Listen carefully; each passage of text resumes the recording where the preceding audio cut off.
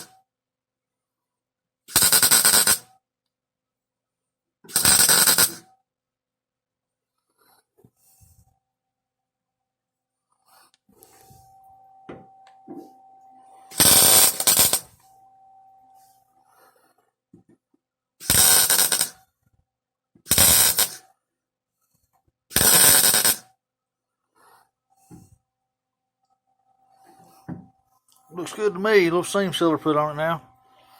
Once it's grinded down.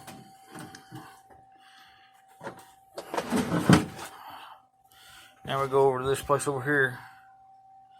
Fix it all up. Cut a piece of sheet metal out for it.